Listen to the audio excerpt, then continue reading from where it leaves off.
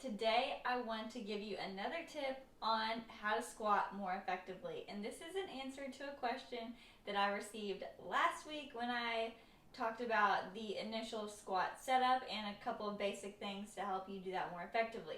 So this was an awesome question and something I see all the time, and people have really good intention when they're doing it, and a lot of people even cue someone to do it while they're squatting, but I just want to break it down for you a little bit and give you how to get the most out of it. So, the question was, in a squat, should I squeeze my glutes at the top of the squat, meaning here?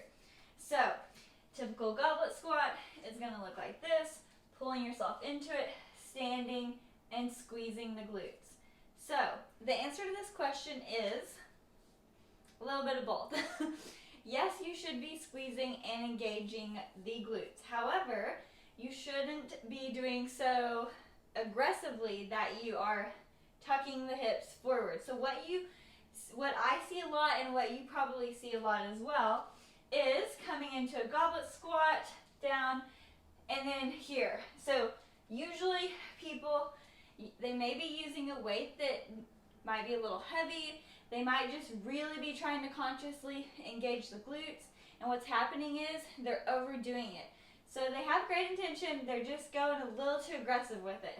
So instead of squeezing and engaging so much that you're actually pulling the hips forward, arching the low back, and now you've ended up in this position at every top of the squat. So what we want to do to fix that is we want to think about being very active with our feet and the floor, which is what we covered last time.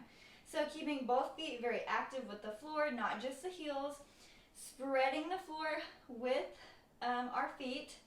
And once you come up into the top of the squat, so here we're coming down and then up into the top, that's where you want to really just plank it out at the top. So think of this as a vertical plank.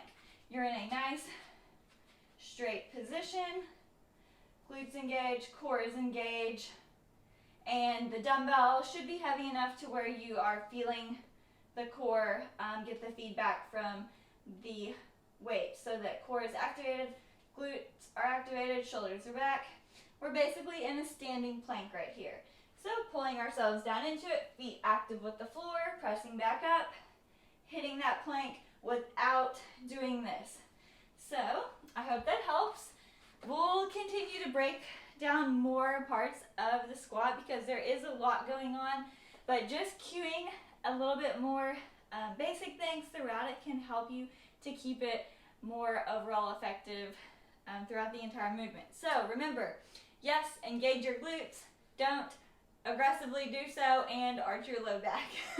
So stay safe. If your back is hurting, that's not a good sign, all right? So just remember, engage, core, glutes, hit the plank at the top. You've got this. You can do it. I believe in you. If you have any questions, let me know. I love answering them. So if it helps you, I'm willing to answer and give out some tips for that. So this has gone on quite long. All right, see you back for the next one.